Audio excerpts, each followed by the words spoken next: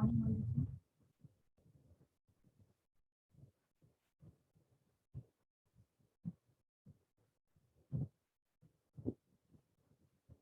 Good morning good morning ma'am. Good morning. Audio is clear? Ma'am slow है थोड़ी। हाँ, and PDF show हो रहा है? Yes ma'am. ठीक है, अभी बताइए कैसी है वॉल्यूम? अभी भी स्लो है? मैम थोड़ा सा तेज बोलो आप। अभी बताइए बेटा, अभी कैसी है वॉइस? अभी ठीक है? Yes ma'am. ठीक है, तो कल हम डिस्कस कर रहे थे, दो टाइप की स्टैटिस्टिक्स डिस्कस कर रहे थे। कौन कौन सी कर रहे थे डिस्कस? एनीवन?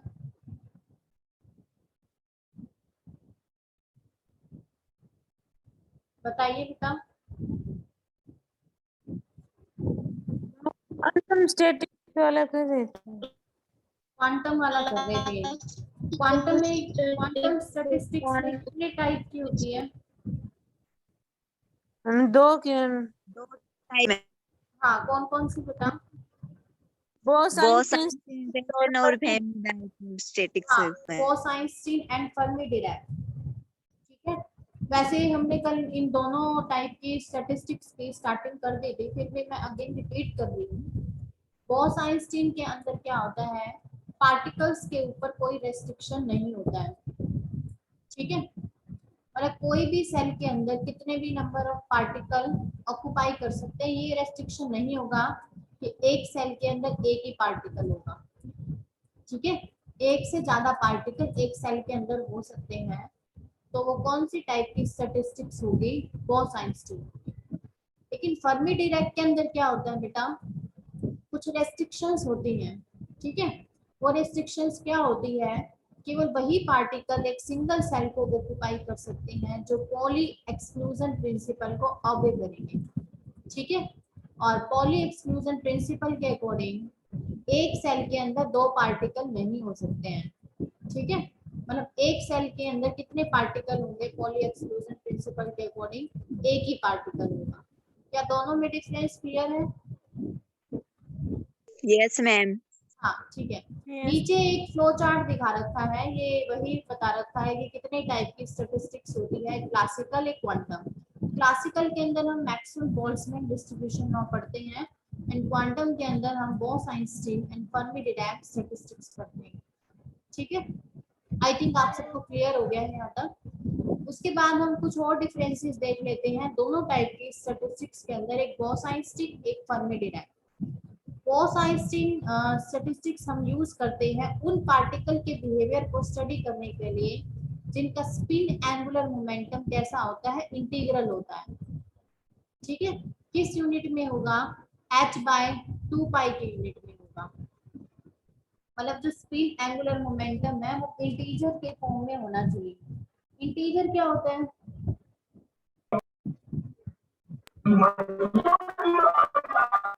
क्या बेटा? रिपीट करिए, वॉइस क्लियर नहीं आई आपको, जिसने भी एक दो बच्चों ने बोला था अभी। बताइए बेटा।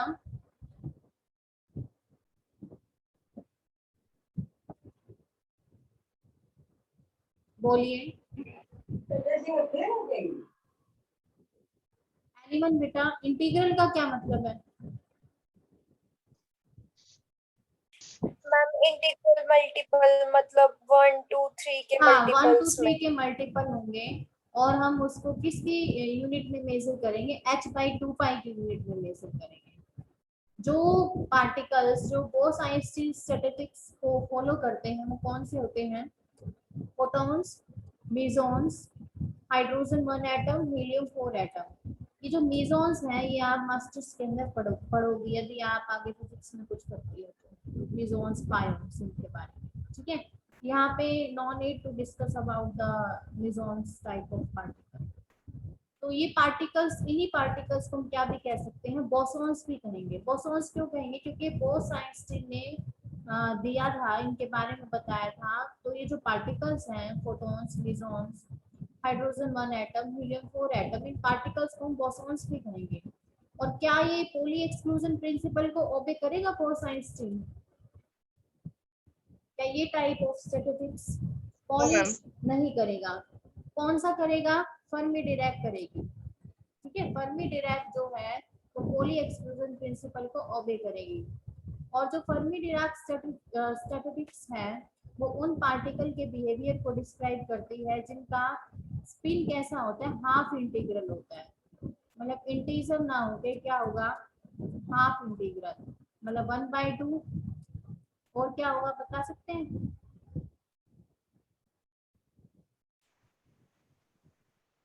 मतलब जितना भी इंटीजर होगा ना उसका क्या होगा, आधा होगा। ठीक है, जैसे 3/2, 5/2। 5/2 मैम। ठीक है, हाँ, मतलब integral spin angular momentum Fermi Dirac के अंदर क्या होगा, हाफ होगा। और खाली इंटीग्रल होगा बोस आइंस्टीन के अंदर। ठीक है, और फर्मी डिराक स्टैटिस्टिक्स को कौन से पार्टिकल ऑबे करते हैं? Electrons, protons, neutrons and helium 3 atoms. ये वाले पार्टिकल्स फर्मी डिराक के अंदर आएंगे, ध्यान रखना है। ठीक है, आपको पता होना चाहिए कि कोई भी पार्टिकल, मान लो मैंने आपसे पूछा कि फोटॉन्स कौन सी टाइप को ओबे करेगा, तो आप बताओगे बोस आइंस्टीन को करेगा। मैं कहती हूँ इलेक्ट्रॉन और प्रोटॉन, तो आपका आंसर होना चाहिए फर्मी डिराक के अंदर आएगा। ठीक है, क्लियर है बेटा? Yes ma'am. हाँ, ये वाला Yes, आपसे ma'am. पेपर के अंदर डिफरेंस पूछा जा सकता है दोनों टाइप की स्टैटिस्टिक्स के अंदर। ठीक है,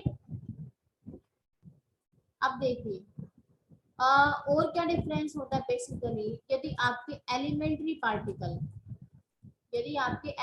पार्टिकल इवन होंगे, मतलब जैसे 2 पार्टिकल हैं, 4 पार्टिकल हैं कंपार्टमेंट के अंदर। ठीक है, कंपार्टमेंट किस में डिवाइड होता है, एलिमेंट्री पार्टिकल में डिवाइड होता है।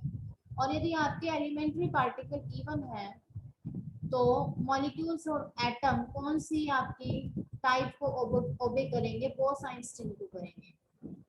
ठीक है, बोस आइंस्टीन स्टैटिस्टिक्स कौन सी को करेंगे, बोस आइंस्टीन। और यदि आपके एलिमेंट्री पार्टिकल ओड हैं तो जो भी मॉलिक्यूल और एटम ये पार्टिकल बना रहे हैं मिलके, तो कौन सी टाइप को फॉलो करेंगे, फर्मी डिराक को करेंगे। ठीक है, तो यदि आपको पहले ये पता होगा कि एलिमेंट्री पार्टिकल आपके पास इवन है, तो सिंपल आप डायरेक्ट आंसर उसको इवन देख के बता सकते हो, बोस आइंस्टीन को फॉलो करेंगे। और यदि number of elementary particle odd हैं तो जो भी मॉलिक्यूल और एटम होंगे वो आपके फर्मी डिराक को फॉलो करेंगे। ठीक है बेटा? Yes, ma'am. ma'am. हाँ, अब जैसे एग्जाम्पल भी बता रखा है, जो He3 एटम है ना, ये किसका एग्जाम्पल है? पहले तो मुझे ये बताइए फर्मी डिराक का है या बोस आइंस्टीन का है, क्योंकि अभी मैंने ऊपर डिस्कस किए थे एग्जाम्पल्स, पर देखिए भी किसका है बेटा? Furmy हाँ, very good, Fermi Fermi Dirac. Dirac का है। ठीक है, इसके अंदर बताइए प्रोटॉन्स और इलेक्ट्रॉन्स कितने होते हैं, जितना एटॉमिक नंबर होता है। हीलियम का एटॉमिक नंबर 2 होता है, तो प्रोटॉन्स भी 2 हो गए, इलेक्ट्रॉन्स भी 2 होंगे। ठीक है, एंड न्यूट्रॉन कितने, यदि इसके ऊपर कोई चार्ज नहीं है तो, और न्यूट्रॉन्स कितने होंगे, atomic mass minus atomic number. यहाँ पे एटॉमिक मास 1, कितना ma'am. गिवन है, 3 है। ठीक है, एटॉमिक नंबर 2 है, 3 में से 2 है 1, तो 1 न्यूट्रॉन हो गए। टोटल कितने पार्टिकल्स हो गए, 2 + 1 + 2 कितने हो गए हैं, 5 हो गए हैं। और ये पार्टिकल्स इवन है या ऑड है, 5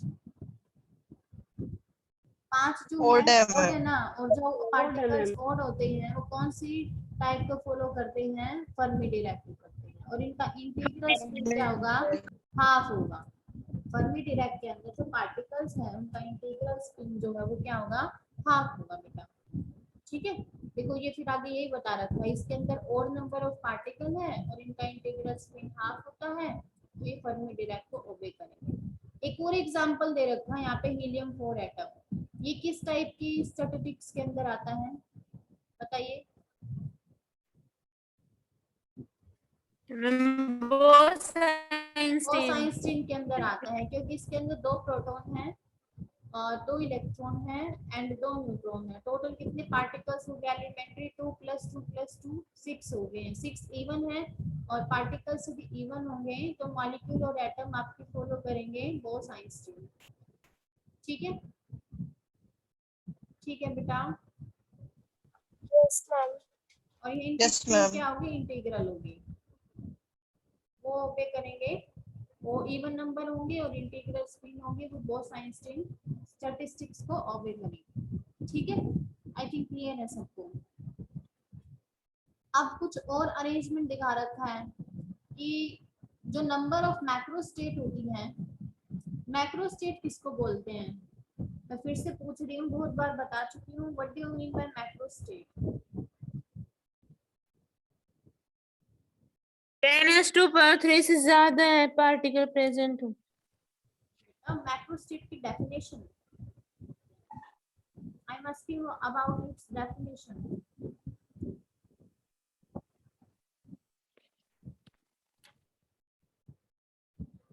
What do you mean by macro state? Number of Number arrangements. of arrangement when indistinguishable particles. Arrangement होगा पार्टिकल का और बिना उनको डिस्टिंग्विश किए। ठीक है, Yes, ma'am. इसको हम बोलते हैं मैक्रो स्टेट। और माइक्रो स्टेट के अंदर क्या होता है, डिस्टिंक्ट अरेंजमेंट होता है पार्टिकल्स। ये तो बेटा आपको सबसे पहले पता होना चाहिए दोनों में डिफरेंस क्या है, माइक्रो में और मैक्रो स्टेट में।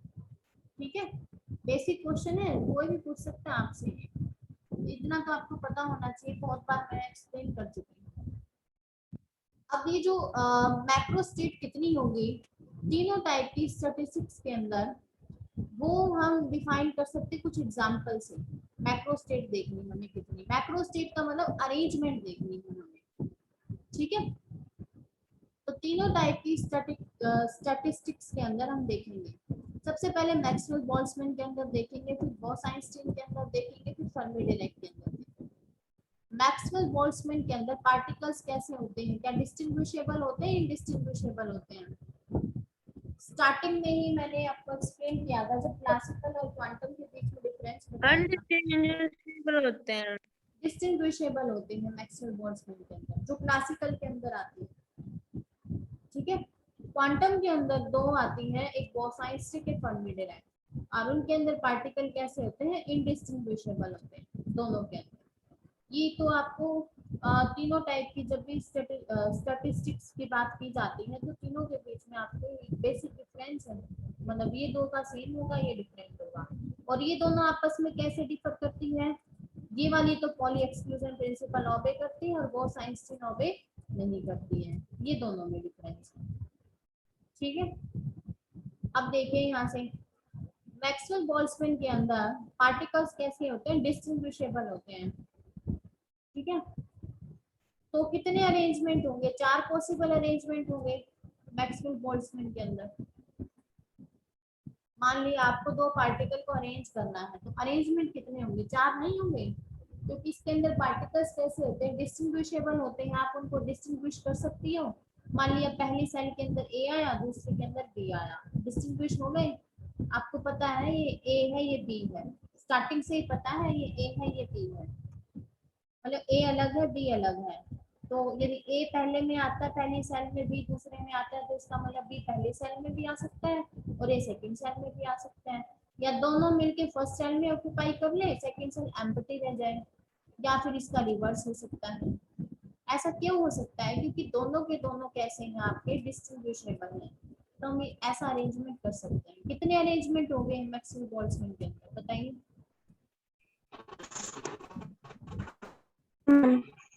कितने अरेंजमेंट हो गए बेटा। 4 मैम। 4 हो गए। ठीक है, अब उसके बाद आ जाइए नेक्स्ट के अंदर बोस आइंस्टीन। यहाँ पे करेक्शन कर लेना, ये मैक्सवेल बोल्ट्जमैन नहीं है, यहाँ पे होगा बोस आइंस्टीन स्टैटिस्टिक्स। ठीक है, अब बोस आइंस्टीन के अंदर पार्टिकल्स कैसे होते हैं, इनडिस्टिंग्विशेबल होते हैं। ठीक है, इनडिस्टिंग्विशेबल का मतलब हम उनको डिस्टिंग्विश नहीं कर सकते हैं, इसलिए किससे रिप्रेजेंट किया गया है, डॉट से रिप्रेजेंट किया है। ध्यान से देखना, इन दोनों टाइप की स्टैटिस्टिक्स के अंदर Maxwell Boltzmann and Fermi Dirac के अंदर पार्टिकल्स को डॉट से रिप्रेजेंट किया गया है क्योंकि वो कैसे हैं, इनडिस्टिंग्विशेबल है। क्या आप बता सकती हो ये डॉट पहला है या ये पहला है? बता सकते हो? दोनों सेम ही तो नजर आ रहे हैं ना बेटा, ये दोनों डॉट सेम ही तो नजर आ रहे हैं ना, इसका मतलब पार्टिकल्स कैसे हैं आपके, इनडिस्टिंग्विशेबल है।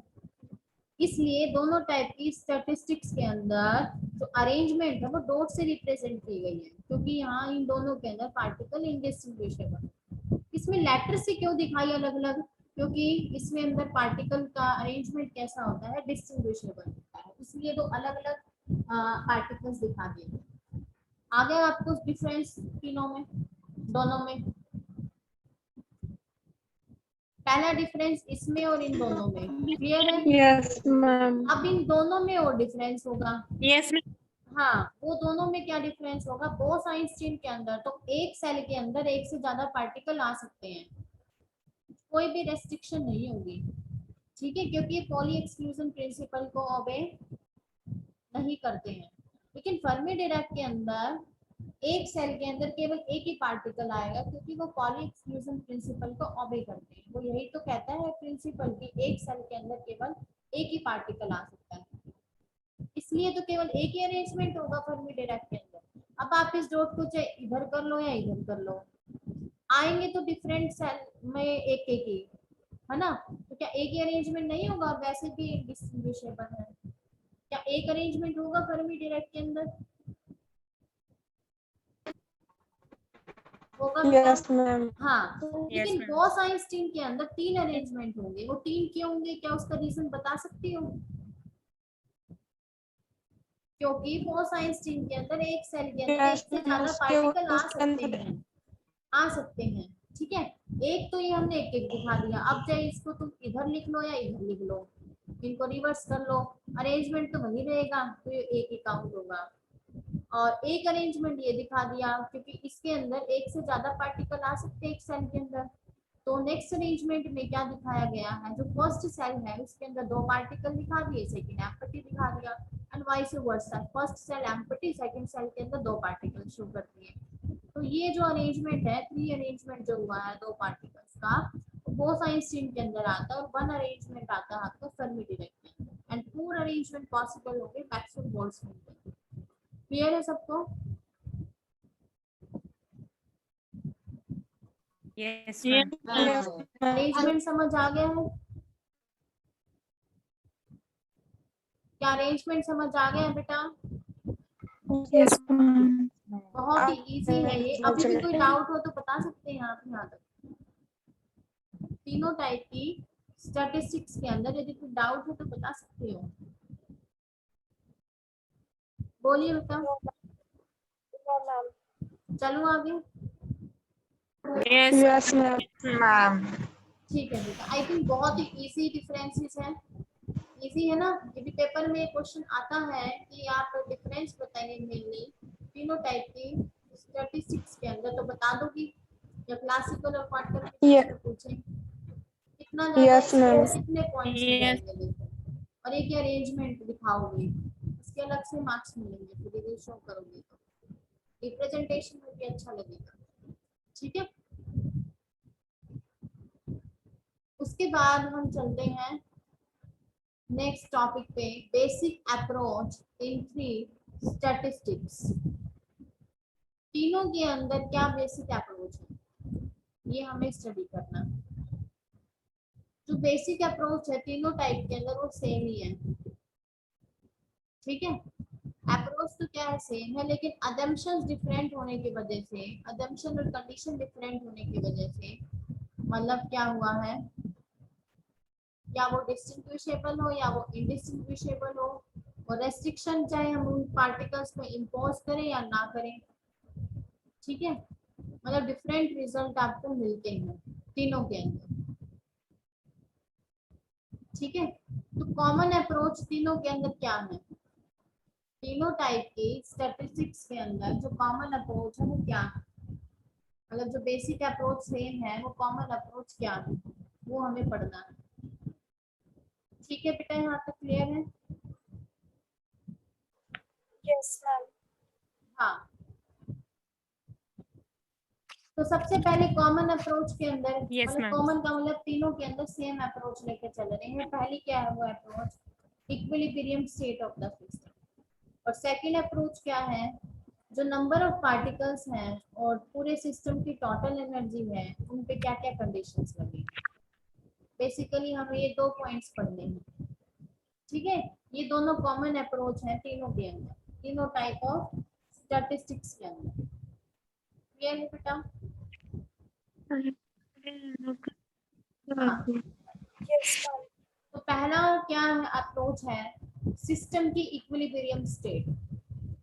सिस्टम हम इक्विलिब्रियम स्टेट पढ़ने के लिए हमें पहले पता होना चाहिए सिस्टम कैसा है। जैसे हमने सिस्टम ले लिया डायनामिक, ठीक है। डायनामिक सिस्टम के अंदर बहुत सारे पार्टिकल्स होंगे, क्योंकि हम जो स्टैटिस्टिक्स पढ़ रहे हैं उसके अंदर हम कैसा पार्टिकल का बिहेवियर पढ़ रहे हैं, लार्ज नंबर को स्टडी कर रहे हैं या स्मॉल नंबर को स्टडी कर रहे हैं। लार्ज नंबर लार्ज नंबर को स्टडी कर रहे हैं। तो डायनामिक सिस्टम के अंदर डायनामिक सिस्टम बना है, बहुत सारे पार्टिकल्स हैं, उसके अंदर लार्ज नंबर ऑफ पार्टिकल्स हैं। तो जितने ज्यादा पार्टिकल्स हैं उतने ज्यादा ही मैक्रो स्टेट होंगी, उतनी ज्यादा ही मैम। होगी। जितने ज्यादा पार्टिकल्स होंगे उतना ज्यादा ही अरेंजमेंट होगा, ठीक है। उतनी ज्यादा ही अरेंजमेंट का मतलब उतनी ज्यादा मैक्रो स्टेट होगी। जब सिस्टम इक्विलिब्रियम ma'am. में होगा, जब ये डायनामिक सिस्टम इक्विलिब्रियम में होगा, तो फर्स्ट चैप्टर के अंदर हमने लास्ट टॉपिक पढ़ा था, सिस्टम केवल एग्जिस्ट करेगा मोस्ट प्रोबेबल मैक्रो स्टेट के अंदर, ये उसकी इक्विलिब्रियम स्टेट होगी, ठीक है। जब सिस्टम जो है इक्विलिब्रियम में होगा डायनामिक सिस्टम, तो उसकी मोस्ट प्रोबेबल स्टेट के अंदर वो एग्जिस्ट करेगा, क्योंकि उसके अंदर बहुत सारे पार्टिकल्स हैं तो बहुत ज्यादा अरेंजमेंट होगी। तो ज्यादा प्रोबेबिलिटी कहाँ होगी उसके अरेंजमेंट की, मोस्ट प्रोबेबल मैक्रो स्टेट के अंदर, मतलब जहां प्रोबेबिलिटी मैक्सिमम होगी वही होगी, ठीक है। ठीक है बेटा? Yes ma'am. हाँ, तो ये जो मैक्रो स्टेट होगी मोस्ट प्रोबेबल मैक्रो स्टेट, कौन सी macro state? Most probable macro state. Most probable macro state यदि सिस्टम की होगी तो आपका जो W है वो भी क्या होना चाहिए, वो भी मैक्सिमम होना चाहिए, ठीक है। क्योंकि यदि आपको मैक्रो स्टेट पता है तो आप क्या थर्मोडायनामिक प्रोबेबिलिटी नहीं निकाल सकते हो।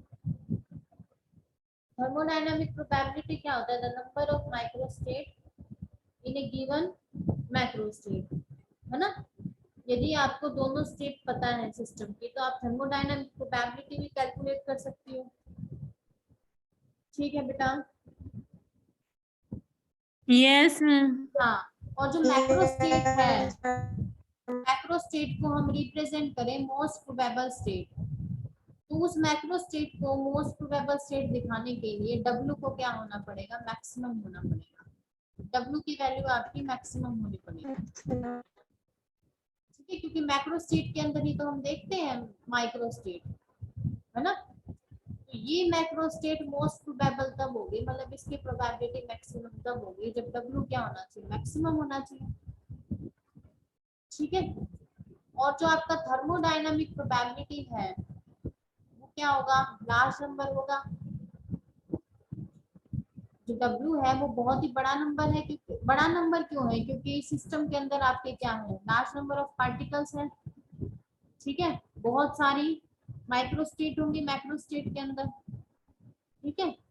बहुत सारे पार्टिकल्स हैं तो W क्या है, लार्ज नंबर है, तो हम W की बजाय के क्या लेंगे, log W। ये कैलकुलेट करना इजी रहेगा, उसका log लेना। ये चीज हमने पहले भी पढ़ी थी इस टॉपिक के अंदर, पढ़ा था, log लेना आसान रहेगा, ठीक है बेटा? बेटा हमने पहले पढ़ा था Yes, ना कि ma'am. बहुत सारे पार्टिकल्स हैं, उनका कैलकुलेशन करना बहुत डिफिकल्ट हो जाता है, तो अरेंजमेंट डिफिकल्ट हो जाएगा, तो उसके लिए हम उसका लॉगरिथम ले लेते हैं, है ना, इजी बनाने के लिए कॉम्प्लेक्स। तो W जब बहुत ही लार्ज नंबर है, क्योंकि लार्ज नंबर ऑफ पार्टिकल्स है, तो हम log W निकालेंगे, और मैक्रो स्टेट आपकी मोस्ट प्रोबेबल होने के लिए W मस्ट भी मैक्सिमम होना चाहिए। ये मैक्सिमम कब होगा? जब इसका डेरिवेटिव किसके इक्वल होगा? 0 के इक्वल होगा। ध्यान रखना, ठीक है? ठीक है बेटा, मतलब मैक्रो स्टेट अपनी Yes, मोस्ट ma'am. प्रोबेबल तभी होगी जब W जो है आपका मैक्सिमम होगा। और W मैक्सिमम होने का क्या मतलब है? उसका जो डेरिवेटिव है वो किसके इक्वल हो? 0 के। मैक्सिमम कुछ फिक्स वैल्यू होगी, ठीक है, कुछ कांस्टेंट वैल्यू होगी, और कांस्टेंट का डेरिवेटिव किसके इक्वल होता है? 0 के इक्वल होता है। कुछ मैक्सिमम वैल्यू का डेरिवेटिव, मतलब कोई भी मैक्सिमा एग्जिस्ट करने के लिए उसका फर्स्ट डेरिवेटिव किसके इक्वल होना चाहिए? 0 के इक्वल होना चाहिए। पढ़ा होगा आपने ये पहले क्लास में मैक्सिमा के लिए। ध्यान रखना, फिजिक्स के अंदर आगे बहुत यूज होगा। यदि आपको मैक्सिमा निकालना है तो उसका फर्स्ट डेरिवेटिव किसके इक्वल रखना पड़ेगा? 0 के। अब आपका log W मैक्सिमम का मतलब है log W मैक्सिमम। ये मैक्सिमम तभी होगा जब इसका एक डेरिवेटिव b के ऊपर कोई पावर नहीं है, तो इसका मतलब 1 है। 1 का मतलब फर्स्ट डेरिवेटिव किसके इक्वल होना चाहिए? 0 के इक्वल होना चाहिए। क्लियर है बेटा?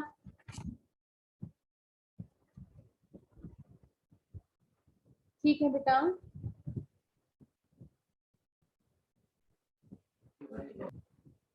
वॉइस क्लियर है सबको? वॉइस क्लियर है बेटा?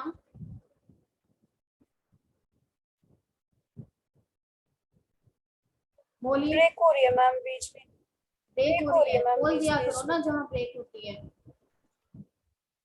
मैंने यहाँ पे ये बोला है कि W मैक्सिमम होना चाहिए। कोई भी चीज फिजिक्स के अंदर मैक्सिमम तब होगी जब उसका पहला डेरिवेटिव किसके इक्वल हो? 0 के इक्वल हो, ठीक है? और W मैक्सिमम का मतलब है log W मैक्सिमम। ये मैक्सिमम तभी होगा जब इसका पहला डेरिवेटिव किसके इक्वल होगा? 0। D का मतलब डेरिवेटिव या डिफरेंशिएशन पावर 1 है तो फर्स्ट डेरिवेटिव। क्लियर है? बोलो।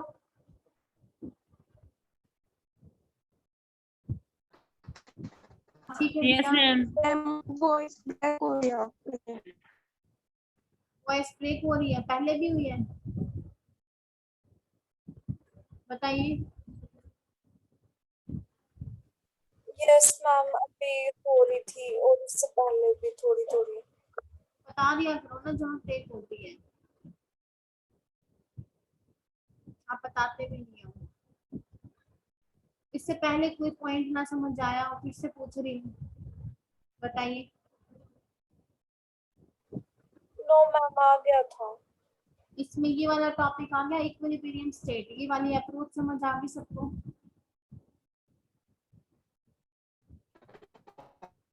Yes ma'am. बेटा इसमें कुछ नहीं है। डायनामिक सिस्टम इक्विलिब्रियम में तब होगा जब आपका जो सिस्टम की जो मैक्रो स्टेट है वो मोस्ट प्रोबेबल स्टेट हो, ठीक है? और मोस्ट प्रोबेबल होने के लिए W की वैल्यू मैक्सिमम होनी चाहिए। W अब बहुत बड़ा नंबर है, ठीक है, तो उसका हम log W देखेंगे, log W मैक्सिमम। और कोई भी मैक्सिमा के लिए उसका पहला डेरिवेटिव 0 के इक्वल होना चाहिए, इसलिए log W का D का मतलब है फर्स्ट डेरिवेटिव किसके इक्वल रखा? 0 के। अब बताइए, क्लियर है?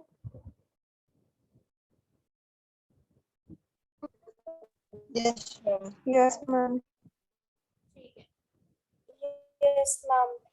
आप में से भी एक दो बच्चों के जो वॉइस है ब्रेक होके आती है, मे भी हो सकता है आपकी तरफ से भी कनेक्शन वीक हो, ठीक है? तो बता दिया करो जहाँ पर पॉइंट ना समझ आए, वॉइस ब्रेक हो रही हो जहाँ पे, ठीक है?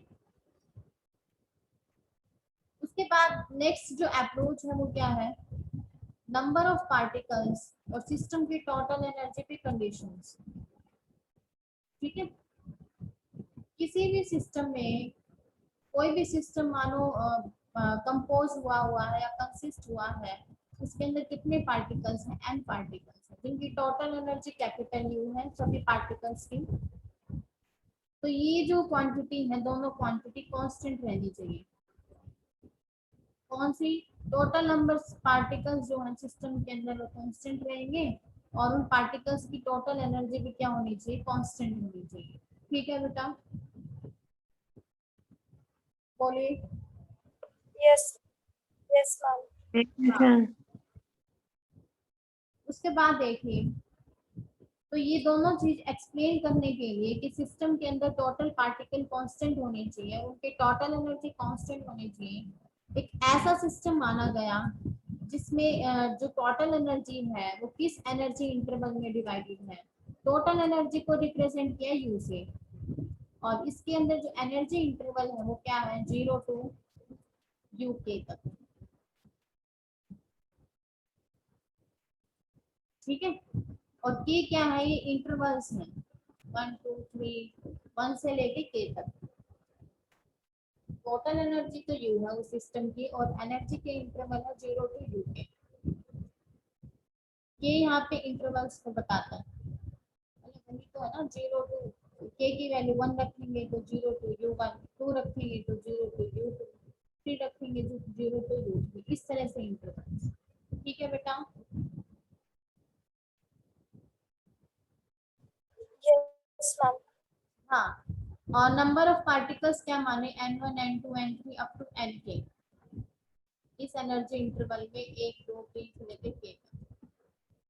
और सबकी मीन एनर्जी क्या है, u1 u2 u3 uk तक। ठीक है,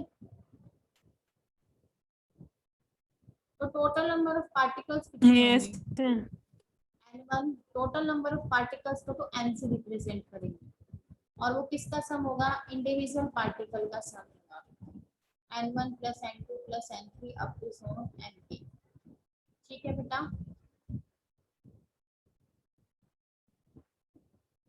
अब Yes, sir. स्टार्टिंग में क्या जंक्शन मानी थी कि टोटल नंबर ऑफ पार्टिकल्स क्या होने चाहिए, कांस्टेंट होने चाहिए।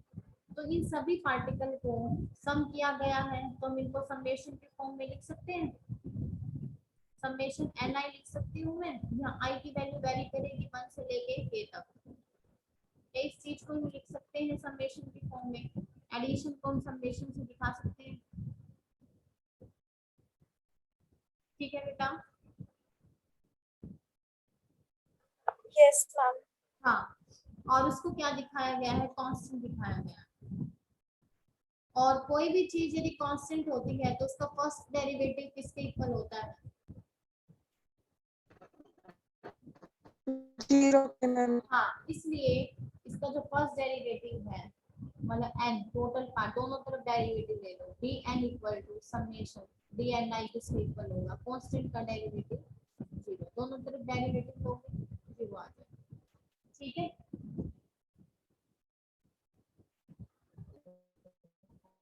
ठीक है बेटा।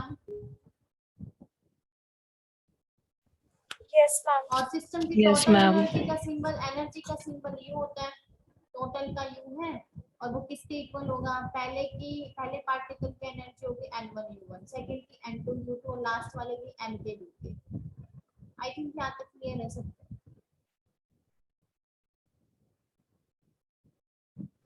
Yes ma'am.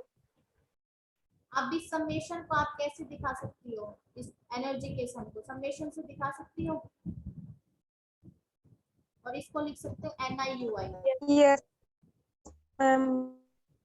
अब u भी कांस्टेंट है तो उसका पहला डेरिवेटिव 0 के इक्वल, दोनों तरफ डेरिवेटिव लोगे, du equal to summation d NiUi equal to 0। Clear है।